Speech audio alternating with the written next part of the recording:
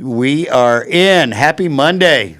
Another episode of the Marana Oro Valley Experience, talking a little bit of football. Got a special guest, one of our dear friends, Dr. Dan Streeter. Welcome, Doctor. Yeah, thank you. Appreciate the invite back. I wasn't Welcome. sure. Yeah, every time we leave, he's like, Are we good? Yeah, are we all right? And David Samarano. He's hanging out for a little bit. Yeah, going to hang out for the first few minutes of the show. He's got work to do, but I got to tell you real quick. We were talking off camera, Tammy and David and Dr. Dan and I, and I wasn't ready to come back. Yeah, well, it was not. Thanksgiving's a nice holiday. Yeah, first of all. it really is. It's family, it's food, it's football. It's I think a lot of relaxation. I don't know if anyone was ready to come back, but we better all be ready because we got a pretty big 3-week sprint here to the holiday break now. Being late in the year like it was this year and last year, it's going to be, like you say, a sprint. But I was not ready. But Tammy did say, all you're doing this week is talking to Dan, and we got Eric Money on Friday. Right? Friday, yeah. We got a show. We got a new intern we're bringing in. We got a group of them coming in. Do you know who Jackson's parents are? And she's one of yours too. Kelly Rose. Oh, I should have put that together. Yeah. Well, you do have a lot going. This is a big block of time I here. put it together yesterday at church when I saw him standing with his dad. And I saw him afterwards. He's a new kid starting today. And I said, I know your mom, your dad. Yeah. His grandmother is a regular here. She loves us. So that's a really good place to start. You know Kelly from you've got how many teachers work at Marana? Well, gosh, we have 2,000 employees. That's it, huh? Largest employer in Marana. It's an exciting time. How many students? 13,000. 13,000. Yeah. Let's talk about something we were talking about a few minutes ago. Yeah, let's and do it. I think you're onto it. I think this is where we're at. When we were kids growing up, and I'm older than you, but we had front porches. Everybody got involved in the community and schools. Now here we are, many, many years later from myself being in school and several years from you being in that environment. The front porches are gone. The community, it seems like, has evaporated from the schools. Everybody's going their own direction. Let's revisit what we were talking about backstage there a few minutes ago, Dave. Yeah, I think we were talking about this, right? And I go back to my childhood, and I was sharing this with you before the show. When I was growing up, I ran around with the neighborhood kids. We all went to the same school. During our breaks, whether it was summer break, the Christmas break, we were at the local high school for basketball camp or baseball camp. That's just what you did, is because that's where you were going to be someday, right? Friday night football games. I remember being 10, 12 years old, that you went to the local high school football game on Friday night. I mean, we had season tickets in our community. You'd see your pastor at the game, right? It was a community event. I think we've seen this shift. You talk about front porches. I think we've seen a move around this school choice moment or movement, and we'll talk more about that. I'm not here to criticize that, but I think it's undeniable that we've always had a community where when kids play together, parents are going to volunteer together. But when kids stop playing together because a group of 5 kids on the same street may be going to 5 different schools, those parents aren't volunteering together anymore, right? And you're starting to see those neighborhoods start to become a little bit more fractured, right? That front porch sitting, those front porch connections aren't necessarily happening. And that's just the reality, right? I don't know that we're like I said, I don't want to criticize that. That's kind of where we're going. I think it does lend itself to the next part of this conversation is, what does that mean for education? You asked me before we came on the show, how has it changed? I think that part's changed. Now the question is, what conversations are we having around public education on how we provide great outcomes and great opportunities for kids? I think we need to maybe think about that a little bit differently. You might want to spend some more time on the front porch, though, I'm guessing. Yeah, well, I think that's Yeah. I think that's a great starting point. You know, David and I were so honored that we were invited to be a part of, I guess it's the annual luncheon. Is that what the first one was? Yep. And then the second one was more of a, when you had all the kids up. So you've been a part of two groups for us, right? We're so blessed and honored to be a part of that. Yeah, so we do our annual summit. So once a year in early October, we bring all of our partners from around the district together to engage in a conversation of who is MUSD and where do we collectively see MUSD going in the future. But then another group that you've been a part of is our MUSD Business Coalition, right? I think one of the things that we really leaned into as the community school district is our partnerships, whether it's the MUSD Parent Partnership, whether it's our faith-based leaders or our business coalition. And so you guys are part of just being a part of the greater partnership. You're a part of the summit, but then also part of that business coalition of what do we see as the needs in the community and how can we best prepare our students to go through our system and contribute to the community once they leave our system. I think David and I left there both times really impressed.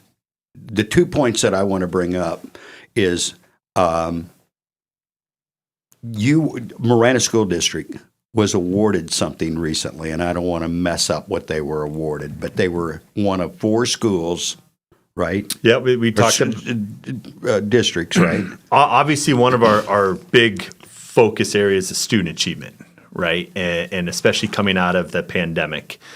And coming out of the pandemic, there was a nationwide study. This was in conjunction with Stanford and Harvard came together, and they were really looking at pandemic recovery. And they were doing a state-by-state look at this. And when they drilled down into Arizona, there were 4 districts that had not only recovered from the pandemic, but were actually outperforming pre-pandemic levels. So is this 22 or 23? So this came out, a year ago. So 24. So it was really 24 in looking at student achievement numbers on a couple of different factors, but looking at pre-pandemic, then you had your pandemic, and then coming out of the pandemic, what were our numbers looking like? And Marana was one of 4. One of 4 in Arizona, so about 236 school districts. Yeah. 4, again, a lot of districts have recovered, but it wasn't about just recovering, but now outperforming pre-pandemic levels. So we're in that.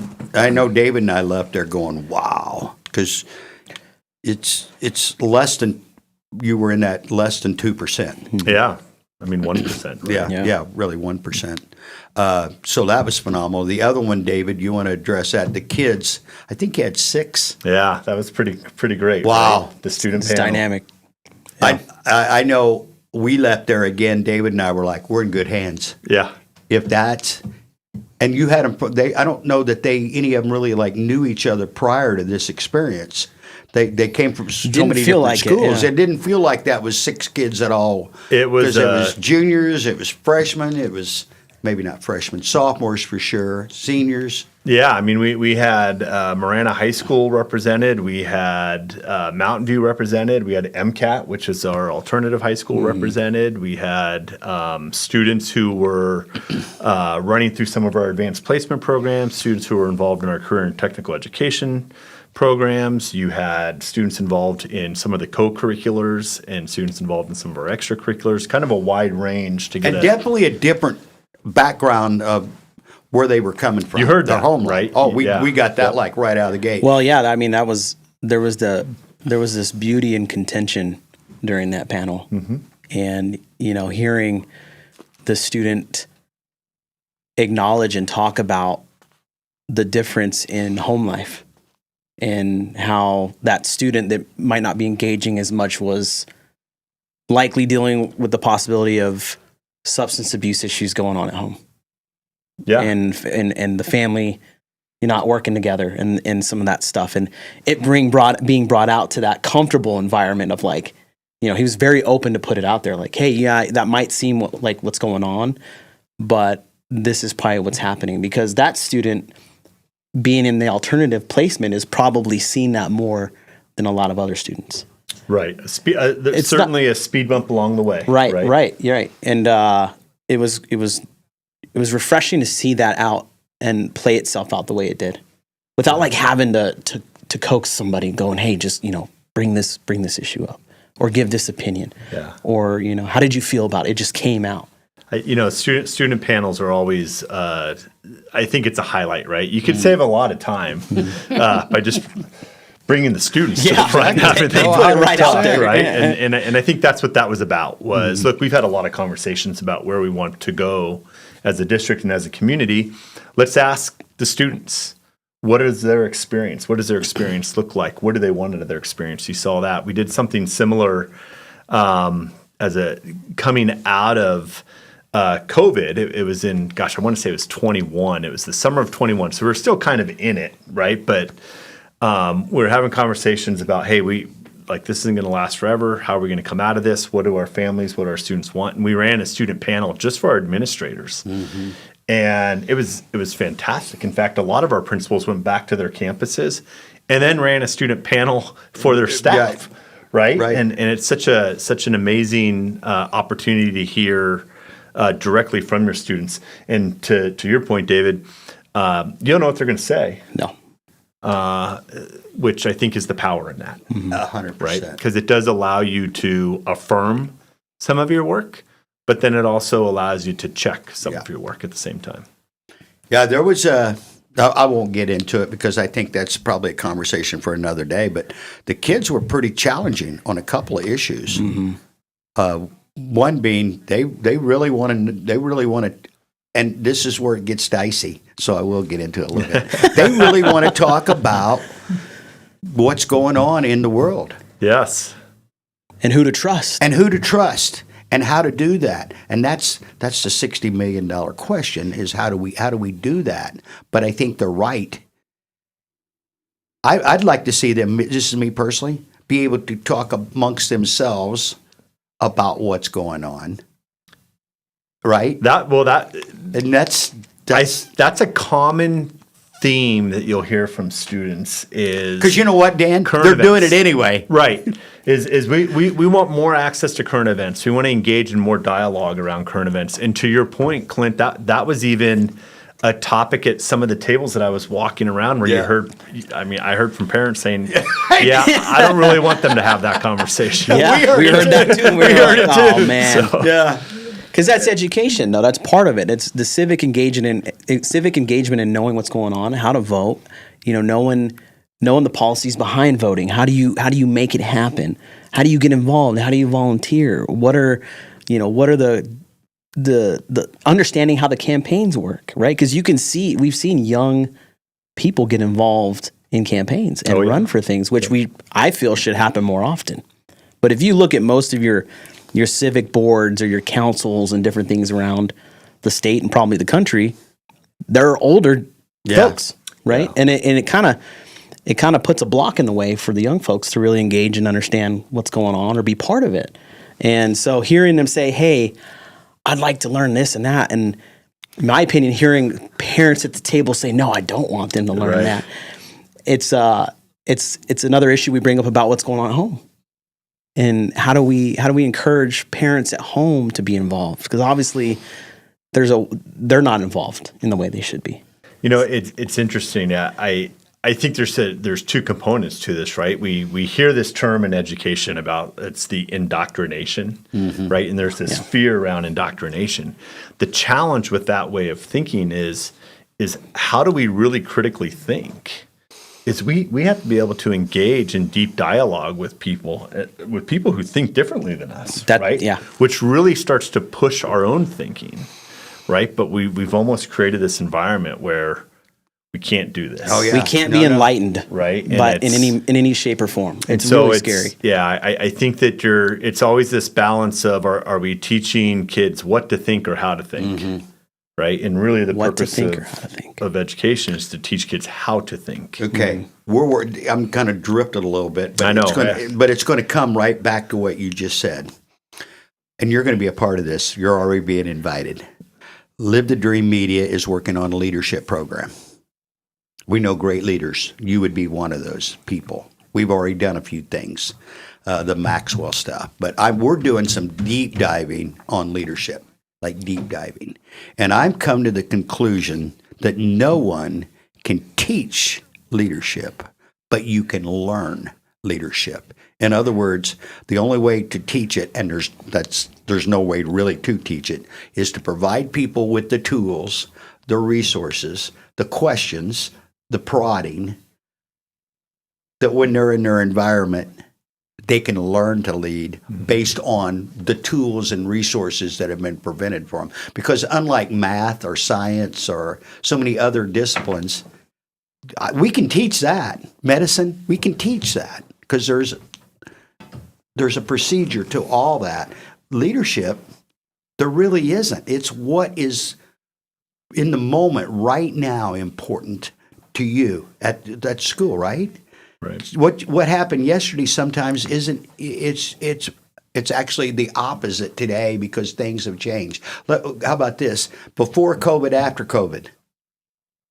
Two different ways to look at education would be my guess. I'm not an educator. But pre-COVID and post-COVID are two different animals in teaching. Yeah, I think that's absolutely true. So I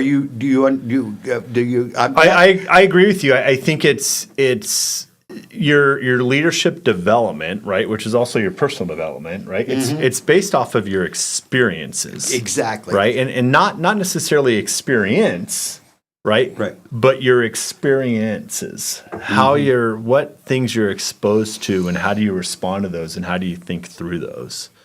Right. And I think what we're all always trying to do for ourselves is put ourselves in situations where we're gaining different experiences that are helping to shape our view, right? Help shape our leadership journey as it goes, right? So, yeah, I would agree with what Chris you're Collins. saying. You know Chris. And David had him on, this a couple of years ago, and he was talking about the biosphere. And they couldn't grow bigger plants inside of it because there was no resistance. The only way larger plants can grow is if their root system Faces adversity. Leadership's the same way. How are you going to become a great leader unless you learn how to, and that goes back to teaching and educating kids, is how to become resilient to problems, how to face critical thinking, how to solve problems. To me, this is me as a layman, as a parent, as a grandparent. I want that more than I want you to read and write. Don't get me wrong. That's really, really important to you to do the other things. But once you accomplish those, I want more structure on creating problem-solving situations and critical thinking than I do just, is that fit your because you're winning. Yeah, you're winning over there. If you're in the 1% in Arizona, you're winning. So you're making me. I feel like we might have talked about this. So I probably apologize. Have. No, we probably have because you and I've chatted several times. But there was an interesting. This was several years ago. I can't tell you where I found it. It was a really interesting article that talked about and it talked about kids coming up today are lacking some of the leadership skills. And what it talked about, this was interesting. This was like an aha moment because as a parent, my kids were right in the thick of this. And your kids are 20, 22. My kids are 22, 21 now. At the time, they were probably 12, right? And I'm reading this article and I'm thinking, gosh, I'm like the problem, right? Like I'm reading about me. But kids are not exposed to experiences that create leadership opportunities. And the premise of the article had to do with the influx of travel sports, right? When I was growing up, and I think you two are the same way, we were talking about this before, is I ran out in the street and I played with my friends, sun up to sundown, right? And I know that sounds like no adults anywhere other than no adults. So when there was a time problem, for lunch or something, right? You solved it yourself. When there was a problem, we solved it ourselves. And I know that sounds like this romantic version, but that's truly how I grew up, right? That's what we did. My kids didn't have that experience. They didn't go out and play in the street with the other neighborhood kids because we had travel baseball tournaments every weekend, right? I, as the adult, was dictating the experiences that they were, right? What this article is talking about, and think back maybe 10 years ago, you started to see this little bit of push into what we'd call the more extreme sports, right? Skateboarding, things like that.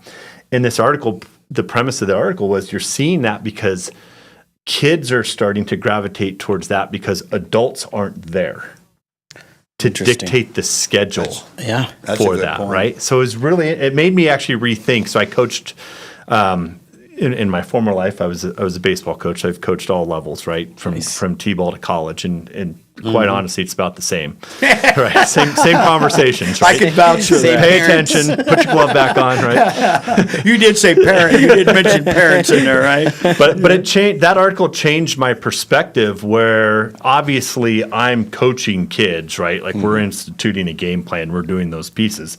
But I also had to put in more unstructured activities that forced kids to think on the fly, right? And not be so independent on adult intervention. Yeah. So I don't know. That's a whole nother episode. But No, I think that's great. I don't know that we have talked about that. Yeah, it was interesting, and I think it all tracks. Like if you think about and look. No, yeah. You mentioned patient zero before. I was patient zero. I'm like reading, like I'm creating all these structured experiences for my kids. No. I'm not developing their leadership abilities. Yeah, I actually was thinking about that the other day about growing up in Opdyke, Illinois, and playing ball and how we did it. There were no parents around. We had a school team and everybody played with Coach Wicks but 90% of our activities were just kids, solving our own issues, calling our own fouls, calling balls and strikes. And then my buddy Rick Peralt, Top Choice Baseball, I told him over the years, now Corey's son's running it, but I told him over the years, it'd be cool, have a tournament that no coaches are allowed. All the parents just have to sit over in the bleachers and cheer their kids on, but just let the kids play. Right.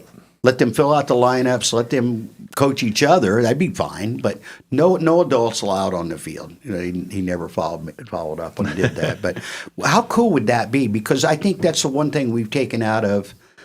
I'm glad we're having this conversation because I think that's one of the key links to where we're at education-wise is we've taken that part of the equation out.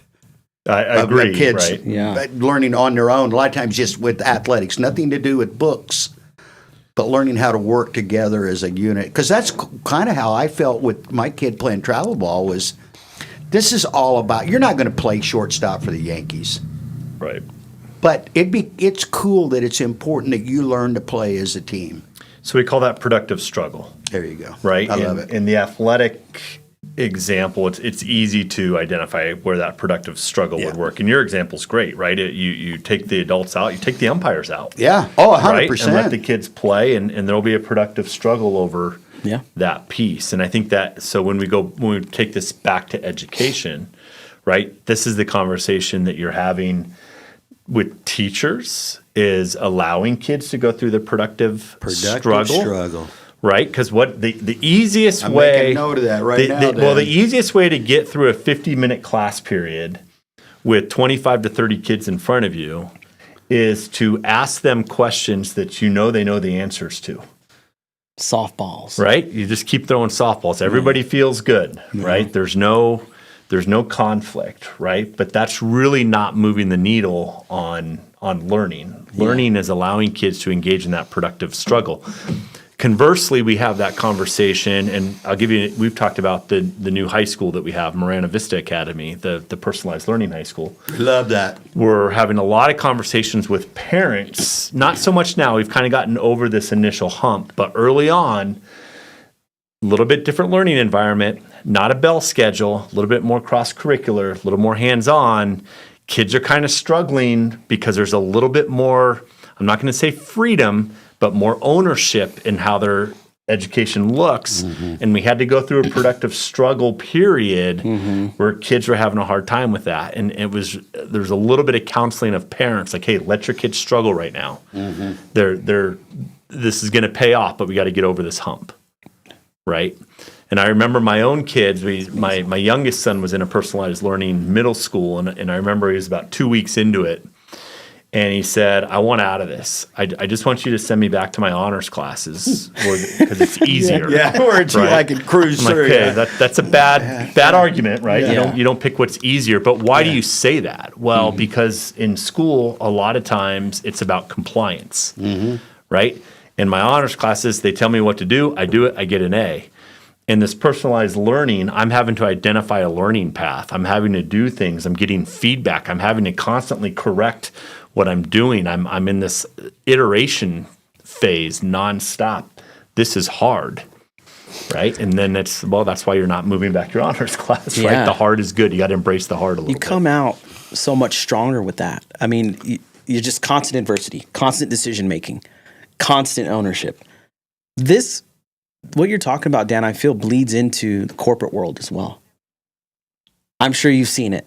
And I won't say, hey, tell me a situation, but more often than not, you see a top performer, right, get moved into a leadership role out of their performance, whether let's use sales for instance, right? They're a great salesperson. They kill it selling. But then you put them in a position just because of that to lead people.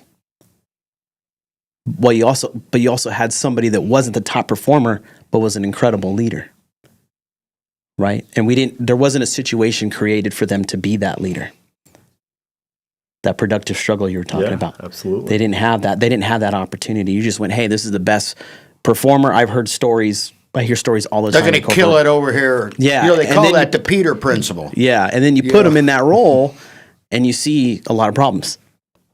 Yeah, taking it back to education, right? Yeah. Similar is you have that great teacher who is promoted into the principal role and then struggles in the principal role. Well, why is that?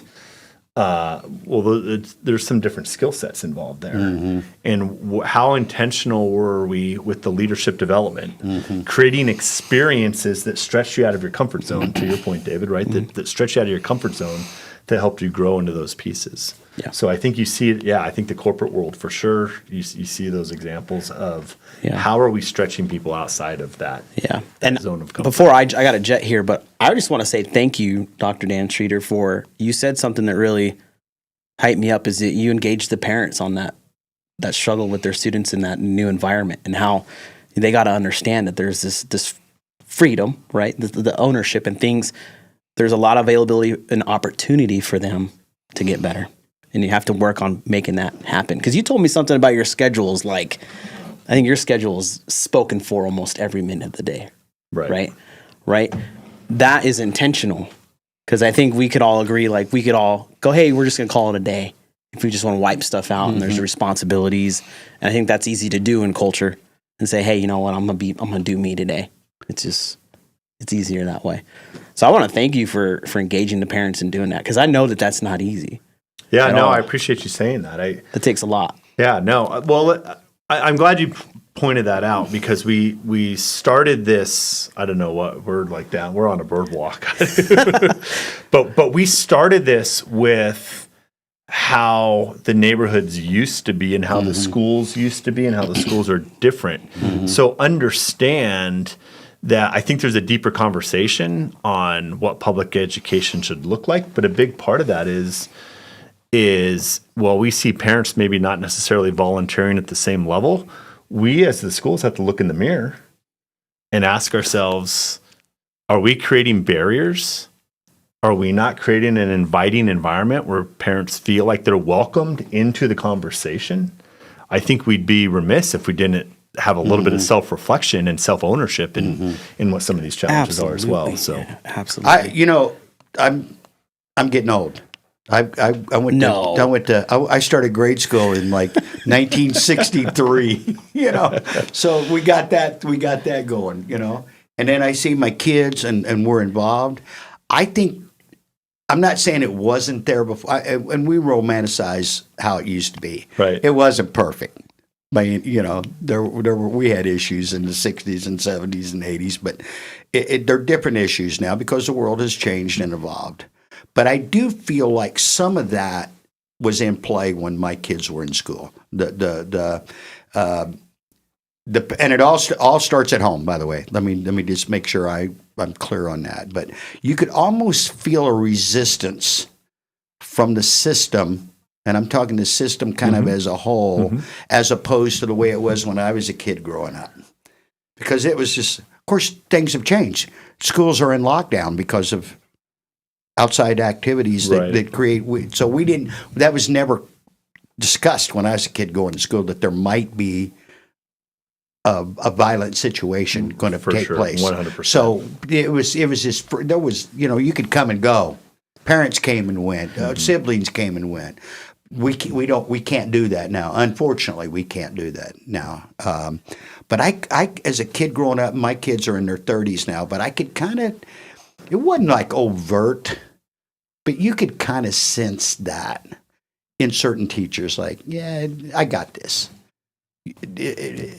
And quite frankly, I don't know how to overcome that other than having great leadership like you offer. Thanks, David. Yeah, that's good. So I'm sure you've dealt with that at least at some portion in your career, because you've been doing this quite a while. I think for sure, right? Almost, I've got this mentality from an educator. I shouldn't use the word systemic, because I don't think it was across the board. But I do. There was certain times, like in parent-teacher conversations, we would have. You're like, yeah, I get. I think that's true. I think that's true of any profession. And right? I was getting ready to say, I think that's true. Right. Anywhere. I mean, what profession is, in any profession, you're going to have some people that if 5 parents showed up and said, I'm going to invade your workspace for the day, right? They would say, great, I could use the extra hands. And some would say, I got this. I actually don't need you in here, right? So I think might be right in both cases. Right, of course. So I think there's, I think, I don't want to pin this only on educators, because I think you would see that everywhere. But I also think that there has to be a conversation around culturally, where do you see the role of the parent in this process, right? And if you're really open with trying to create those partnerships, then it's a lot easier to identify ways to bring people into the fold, right? I love the word partnership. And let me go on record and say that all the things I'm going to keep this local, of all the things we do in Marana or Oil Valley or Pima County as a whole, everything, all the enterprise and all that we do, what you're doing is, to me, probably number one. Of all that we do, educating our children, to me, is still, I won't put it above faith, because that's kind of important too. And again, each to their own, whatever that is. But of all the commerce that we do, I can't think of one thing that trumps educating our children. I mean, it's just so important that we give our kids so many levels, right? On every level you can think of. Back to something you mentioned a while ago, and David and I discuss this a lot. You learn more from failure, so that's why it's okay for your son to be put in a situation, or other students like him, situations that challenge them, right, and push them out of their comfort zones. I'm okay with that, as long as, it happens around here a lot. David, there's a gap between David and I. I've done this a few years, not him, and there are times that, not so much now, but when we first started this 5 years ago, I would see something kind of ahead of time, because I've got a little bit of experience knowing how it probably would end up, and it would maybe end up that way. And David goes, "You saw that coming, didn't you?" And I'm like, "Yeah, I did." But rather than me stop you and say, "Hey, here's what I think's going to happen," I would, because it's not fatal what we were dealing with. Right. I'd rather have him experience that and learn it on his own, without me stopping him. And that's kind of how I parented. Right. Is, as long as you're not, hey, I don't want you playing in traffic on the freeway somewhere. That's crazy. Doing something dangerous. But the little stuff in life, or even some of the more important stuff in life, I'd much rather you learn it. Again, back to, we can't teach leadership, but you can learn it. Right. So if we give you enough opportunity, great analogy a while ago with travel baseball. Yeah. Because I can relate to that.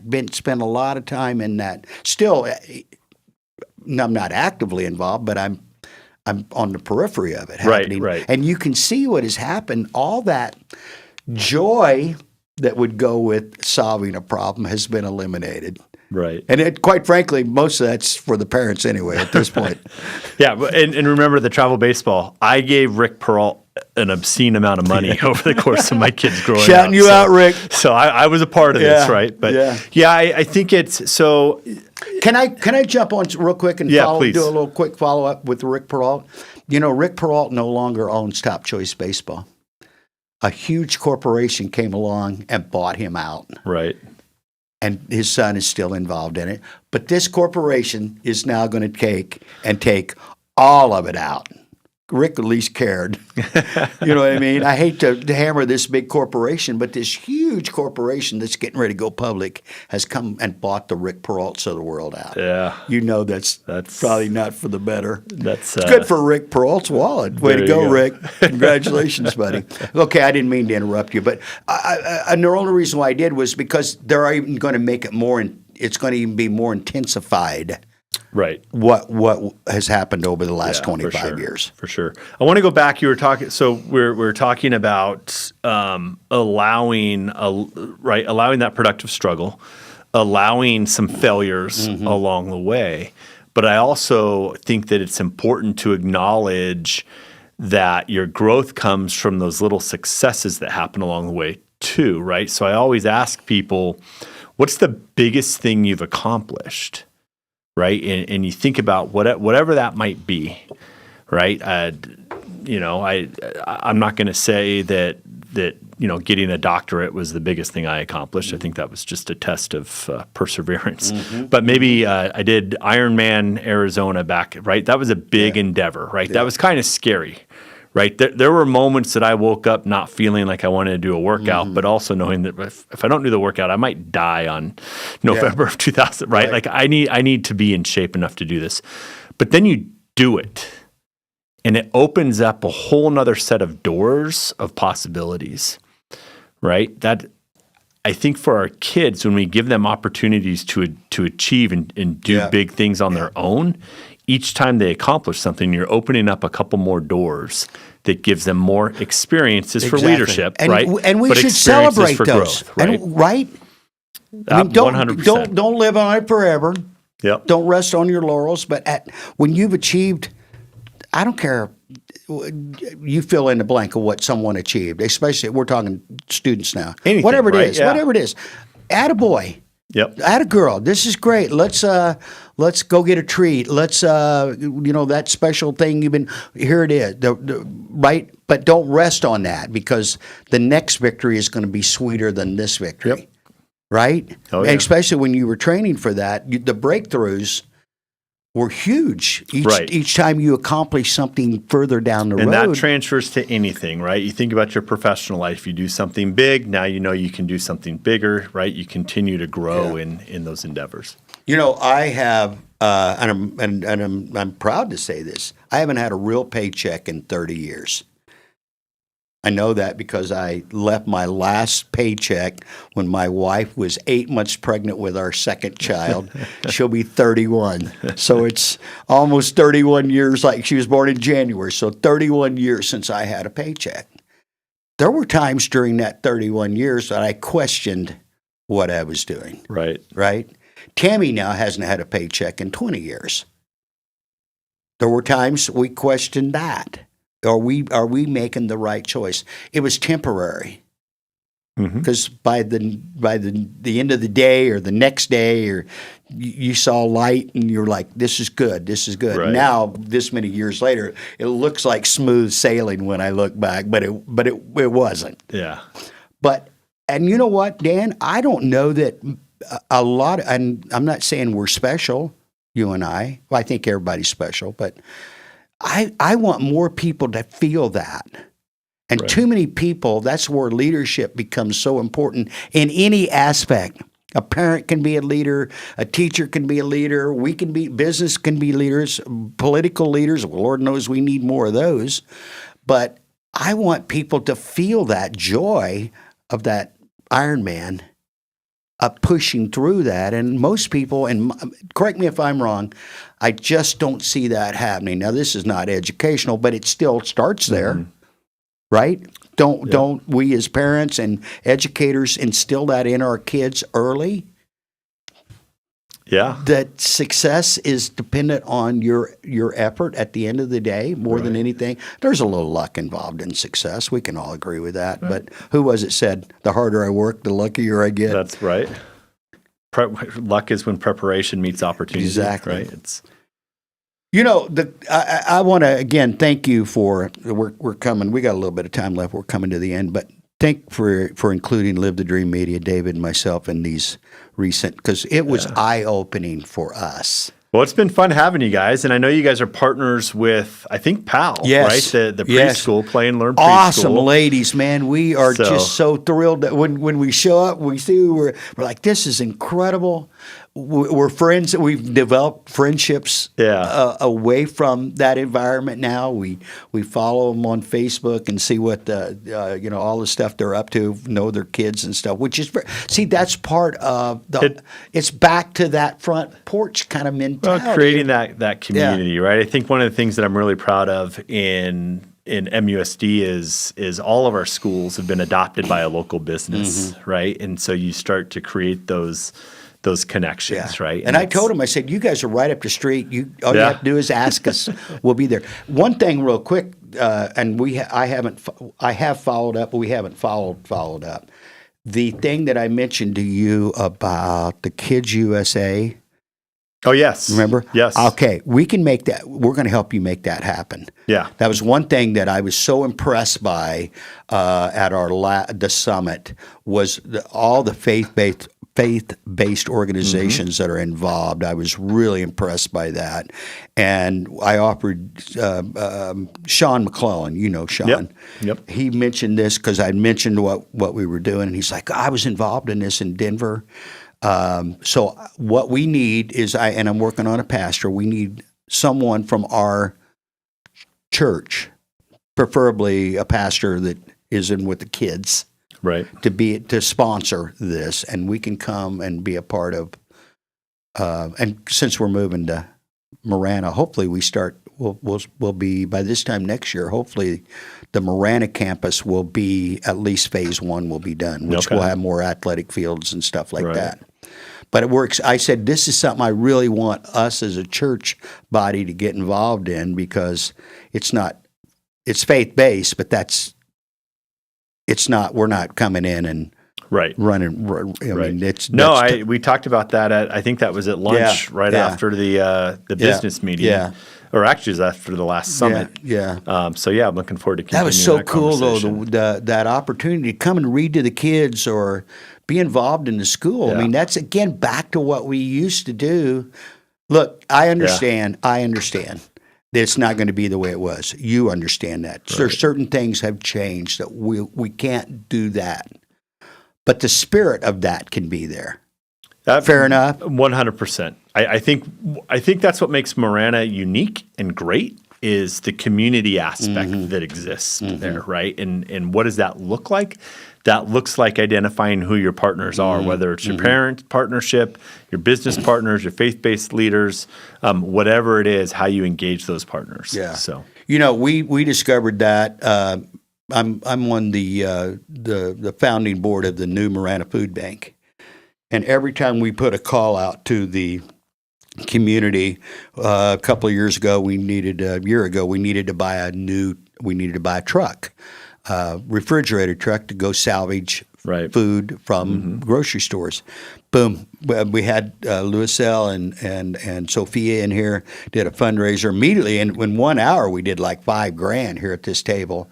We collected $50-something thousand to go buy the truck in just a matter of a couple days, which was fantastic. We're in the process of buying the property. We're there on Greer. Yeah. We put the call out to the community. $275,000 later. That's great. Just in a matter of weeks, people were writing huge checks. Some of the board we were working with Sal Rita because of the relationship that Ed and Tom had. Right. So some of the people helping us on these projects were from Sal Rita, and they were like, "Are we going to be able to do this?" And I'm like, "Hey, Marana will come through like you have never seen before ever. There's going to be some huge checks show up at the door, and that is the environment I want to help." Right. I mean, I know it's there, but we at Live the Dream Media want to be able to be involved in this kind of stuff with Marana School District because it's just so important. Matter of fact, we're bringing a kid in. I mentioned maybe earlier here in a few minutes. The Marana School District student that's coming in. He's going to be a new intern. One of your interns. I was talking to him yesterday at church, and I said, "Here's a project." And I said, "But you know what? I'm not even going to do that project for you. I'm going to bring you in." Absolutely. And have you write some scripts and stuff. I said, "I'll be there to help you, but I want to teach you on some of the stuff that I want you to do." And quite frankly, we'll just start with you creating your own scripts, right? Why would I write a script for him? So I'm really looking forward to that. That's great. That's fantastic. Dan has a lot to be thankful for. Yes. Yeah. Absolutely. How'd you spend Thanksgiving? Thanksgiving was great. Thanksgiving is always a highlight of the year for us. It's a big family event. We were up in Phoenix, spent some time with my mom, but really spent Thanksgiving with my in-laws. My kids were both in town. They both flew in for the holiday. They got to see their cousins. I mean, it was one's in New York and one's in LA, one's up right? in the state of Washington. For school. Yeah. So it was great. Yeah, the perfect weekend. It was, and I could have used a Sun Devil win on Friday, but we'll set that aside.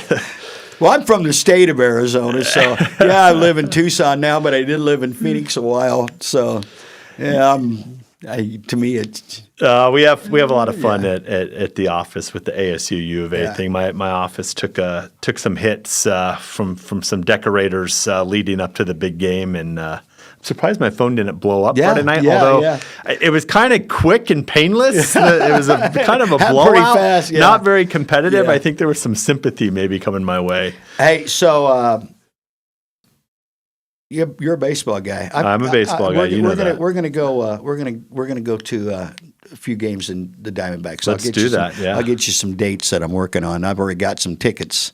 You want to go see the Yankees? We'll see. I will That's see in anybody. September. Yep. We'll. I don't know the exact date, but I'll put you down for two. Yeah, absolutely. We're a big baseball family. Yeah, so we are too. We spend a lot of time up there. A couple of my friends came to me this year and said, "Hey, Clint, we need to go to a lot more baseball games." And I'm like, "Okay." Yeah. I was hoping this Winter League thing was going to work out. I was excited for that, and that's kind of been a little bit of a mess. You know what? That you saw that coming, a mile away. I'm sorry because we were hopeful. Yeah, we were. Well, I'd love to see. That was the one thing. I worked with the White Sox when they left here and moved to Glendale. And the first question I asked Jerry Reinsdorf when I went to work for him as a consultant, and Rick Peralt in the spring or in the winter of early 2008. Great experience. But the first question I asked Mr. Reinsdorf was, "Hey, is there any chance you'll stay? Because if there is, I can't work for you.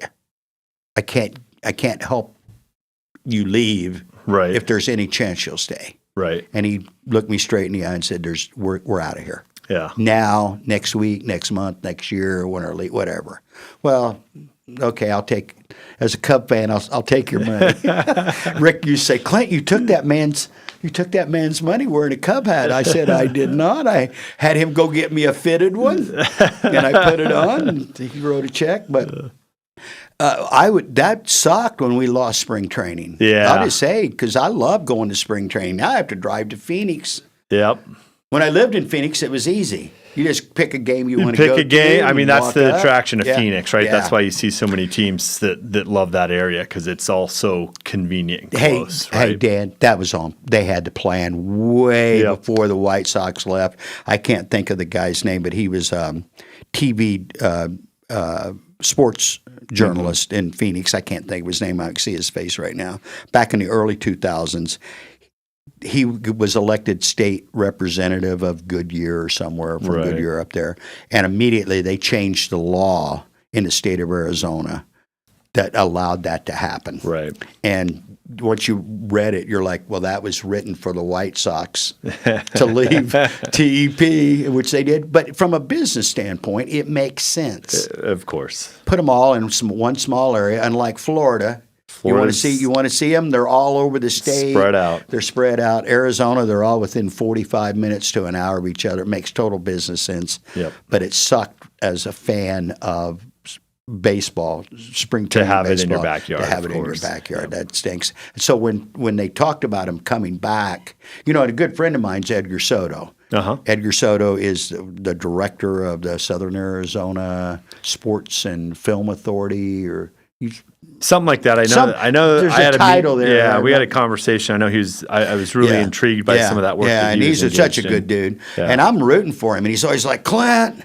I'm like, Edgar, at this point, I'll believe it when I see it. I got faith in you. But, hey, you know what, Dan? Happy holidays. Merry Christmas. Happy New Year. holidays. Merry Love Christmas, sitting down yeah. with you. It's always such a treat. Always It's enjoy just it. such a treat. Yes. And let's figure out ways that we can become more involved. Let's figure out ways how we can help the community become more involved. Hey, and congratulations to Coach Stewart and the football team out Yeah. of Marana. They had another good run. I know we didn't go as Another- deep as we wanted, but Yeah, and still actually a both high great, schools. Clint, Mountain View also Yes, they another did. great season. Matt Johnson's the head coach up there. He does a great job. They won their first round Yeah, playoff yeah. game. Coach Stu at Marana High, another great group of kids that made some noise Yeah. and are positioned for the future as well. I'm going to do a quick shout out because I've already, and now I'm going to invite you to something else right now. February 18th, Wednesday, I've invited Coach Stewart, and I'm going to get some tickets for some of the kids. I don't know if I can get a full whole team or not, but of kids. The African American Museum of Southern Arizona, Beverly and Bob Elliott founded that. Their grandson Jody. I don't know if you know the story. It's really cool. But Live the Dream Media is we're very supportive of that organization. Last year, we went and saw Dr. J. Oh, I do. got I the remember the basketball. post for that. Yes. So yes. I'm inviting you February 18th Okay. to come with us to meet Tony Dungy. Oh, wow, that's outstanding. Yeah, yeah. and that's, it's going to. I'm really looking forward to that. Bob was here. Bob has a new show here on Fridays at 9:00. The Bob Elliott Show. It's in the bird's nest. All I just right. call him the Big Bird. But just a great organization. We love Bob and Beverly and their whole family. And I do know, and it's not. I mean, it's out now. It was kind of a secret for a while. Neat, but Tony Dungy, I'm inviting you. All 4 right. o'clock. Let's do the. I'll do a calendar. I got to do a calendar check. Yeah, but, 4 o'clock. If you can that's- go, we'll do some VIP stuff early with Tony, and I'm really looking forward to that. That's because that's what a Tony, tremendous person. to have. Yeah. What and I'm just between you and me. Don't everybody no listen. Just between you and me. I'm talking to Bob to talk to Tony, and they grew up together. Mm-hmm. They went to high school together. I think Bob was in Tony's wedding, if I remember correctly, or maybe the other way around. But I want to get him involved in our leadership because can you think of a person that would be more qualified to? I mean, I'm really working on that. That would be amazing. So, yeah. yeah. Fingers crossed, as they There say. you go. Dan, it's such a pleasure, man. Yes, It thank is you, such Clint. a pleasure. Appreciate it. Oh, Always our pleasure. enjoy. You're welcome anytime. And let's just keep. We'll keep pounding, it going. I just keep appreciate you pounding. and David Yeah. and your involvement in MUSD. And, Include us in anything you think that we can absolutely. benefit you in, because we want to just. To me, again, I will leave by saying this: the education of our children, to me, is.